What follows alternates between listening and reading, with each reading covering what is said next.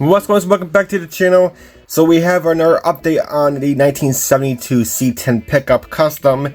We finally got everything in paint and it's gonna come together very shortly. Very slow in progress. But I just want to give this update, just show you where I'm at and all fun stuff. Obviously the chassis is not done. Nothing's completely done. We're just gonna do is updates because it's probably be a while before we can do official updates on the chassis being completed and stuff. So figured give you a rundown on what it's looking like so far.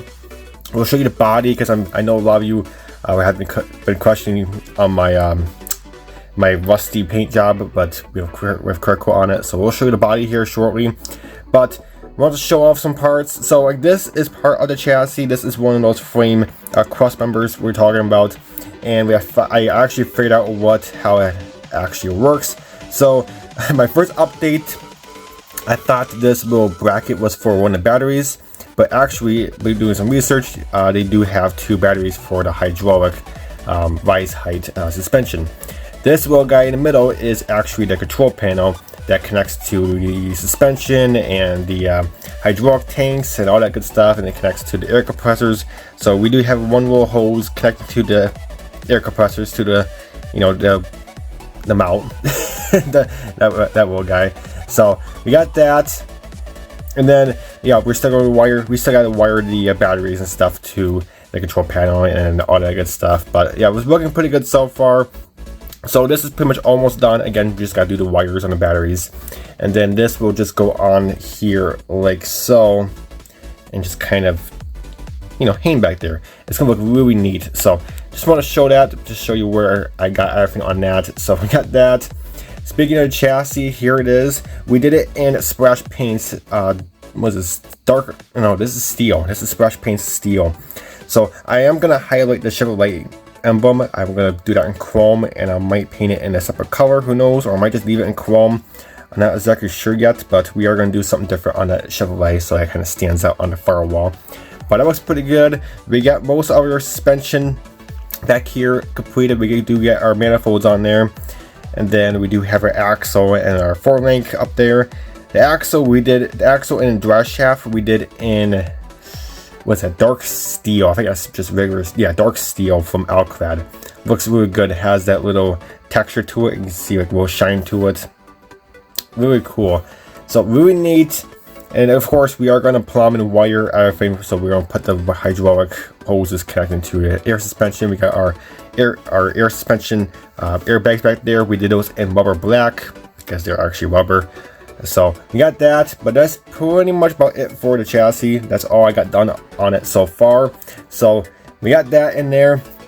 There is our gas tank, looking really good. Did it in aluminum, and then we did like a gunmetal brace on there, and then we did titanium gold for the actual like fuel tank type thing right there. So really cool, and we are gonna plumb this. So that's gonna look really neat, and that's just gonna hang back here like so. Just gonna connect back there, and yeah, it's gonna look really good. So we got that all detail painted and all that good stuff. Here is our engine. This is a Zeo. What is this? This is a Camaro. I forget what Camaro, but this is a Camaro engine. It is a supercharged Camaro engine, as you see the supercharger. It looks really good. Our belts are on there, or pulleys I should say are on there. So we are gonna have to do the belts. Some of you do wonder, ask me what do I do for the belts on these modern engines. Well, it's pretty simplified. I just use electrical tape. Electrical tape I lay on my desk, and I do measure the skinniest belt on here. So the skinniest one on here is gonna be on the alternator. So I will measure the alternator, and that's how thin I'm gonna cut the electrical tape. And then we're just gonna cut it long enough, and then we're just gonna wrap it around. I'm gonna look up some images on how it actually goes, and then yeah, we're just gonna wrap it around and all that good stuff on the pulleys and stuff. And then yeah, it's gonna look pretty good. And the cool thing is about electrical tape, it sticks to it. And then once you're done, just cut it and just kind of meet it down here. So we're not really going to see it overlapping. And then what I do is I just get flat black or just gloss or semi-gloss black, and then I just paint underneath it so it's not sticky under there. And then we'll paint the actual tape itself in that semi-gloss black and give it that rubber, or I'll just paint it in rubber black, give it that rubber look, and then we're good to go. So yeah, that's what we do for the the pulleys. We just use electrical tape, and it's a really nice scale. If it's too thin for you, of course you can go ahead and overwrap it, make it a little bit thicker, and that's what I do. Sometimes I'll just overwrap it. But for this being a modern Camaro engine, the belts I looked up and I've seen in person, they are really thin. So we're just going to do a single wrap on the belts. So really cool. And that's what we do for the belts, just in case if you wonder. Maybe we'll do a how-to video on it. Not sure yet. But yeah, that's that. And then for the valve covers, we did paint the valve covers in the same body color. Just give it that contrast. And then, well, it's not really valve covers. It's just the covers that covers the modern spark plug things on there. So that's look pretty cool. Give it that contrast, and then yeah, it looks really good. This engine looks really nice. And then of course we are going to wire the distributors and stuff. We'll wire the alternator and stuff. We'll wire the starter. Then yeah, so the engine looking good, and it slides right into the chassis with no ease. It just kind of work it in there, and then it just kind of drops into place. There we go, like so. And cool thing is, our Chevrolet badge back there is still invisible. So really cool. That's how thin this engine is. So really neat. Maybe my next one will put in like an older engine with a supercharger or a turbocharger in it or something. But for now, we're doing a modern engine in this one. And then the wheels and tires, before we move on to the tire or onto the body, check out these bad boys. These are stunning. Are these stunning or what? Really nice. So they're a multi-piece wheel, and then the chrome outline, we did that in chrome, and then yeah, it looks really good. Michelin, yeah, these tires look really nice, and the wheels. So there's our back ones. Here is our front ones. Of course, they're skinnier and they're smaller a little bit. So yeah, these wheels look absolutely amazing.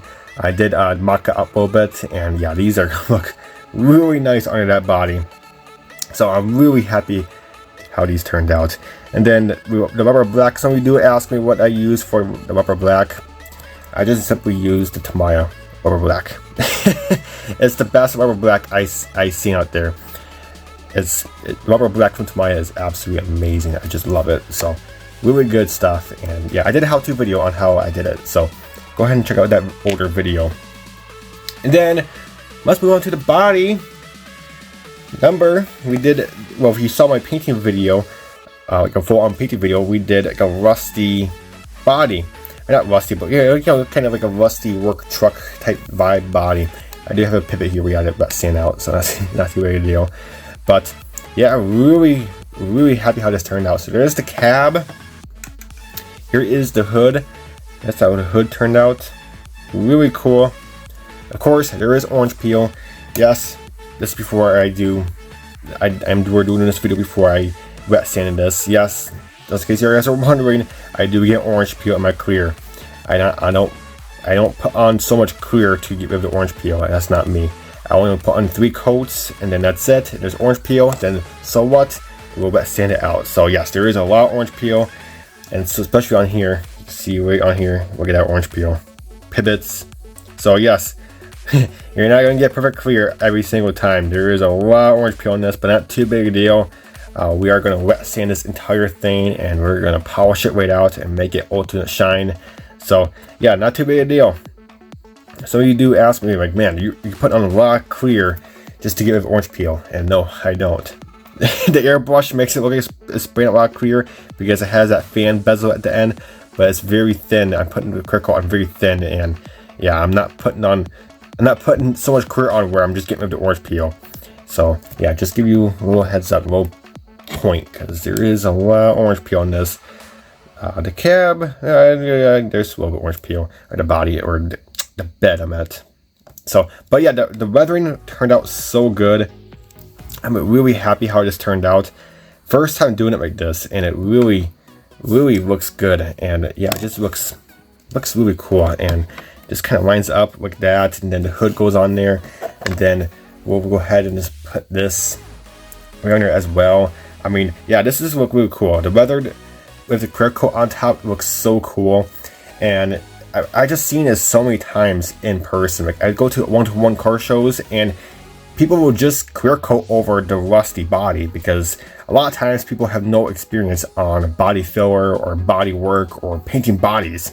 if it's rusty and it has a pretty cool rust effect, all they do is treat the rust, they'll sand it down and treat it so it doesn't rust anymore, and just put a gloss clear over it, and it looks so good. I see it all the time in person at one-to-one car shows, but I don't think I see it once in the model car. I don't think I've seen anybody use this method as model cars, and it looks really good, and the clear really makes it pop. It's really something, and it just gives it character and it adds on additional detail. So that's pretty much it. The interior, I got nothing done on the interior. So like I said, it's just updates. Nothing's assembled because my next update before I show off the entire chassis and stuff might be a week or so away. So that's why we're doing this video now. so I'm not posting a video for over a week. But other than that, guys, that's it for this update. Let me know what you think so far. I think it's looking really good, and it should be a very cool build. It's definitely something different for me. But until next video, guys, we'll catch you guys next time.